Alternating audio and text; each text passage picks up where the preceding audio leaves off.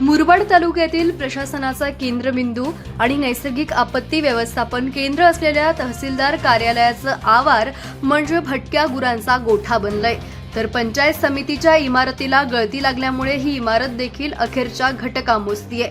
त्यामुळे इथे येणाऱ्या नागरिकांच्या जीवाला धोका निर्माण झालाय। मुरबाड तहसीलदार कार्यालय नागरिकांच्या समस्या सोडवण्याचं केंद्र आहे की गुरांचा गोठा, असाच प्रश्न आता इथले नागरिक विचारतायत।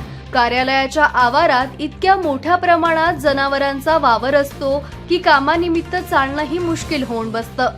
बऱ्याच वेळा गुराढोरांचे शेण तुडवत अधिकारी कर्मचाऱ्यांसह नागरिकांना कार्यालयात प्रवेश करावा लागतोय। तर पंचायत समितीच्या इमारतीची डागडुजी तसंच रंगरंगोटी करण्यासाठी सार्वजनिक बांधकाम विभागामार्फत 60 लाख रुपये खर्च करण्यात आले।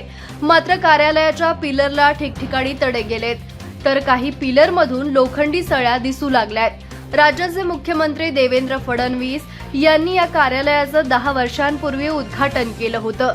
मात्र ठेकेदाराने अत्यंत निकृष्ट दर्जाचं काम केल्यामुळे सार्वजनिक बांधकाम विभागामार्फत दर 2 वर्षांनी डागडुजीसाठी लाखो रुपये खर्च केले जातात। मात्र हा खर्च केवळ कागदावरच असल्याचं आता स्पष्ट दिसून येतंय।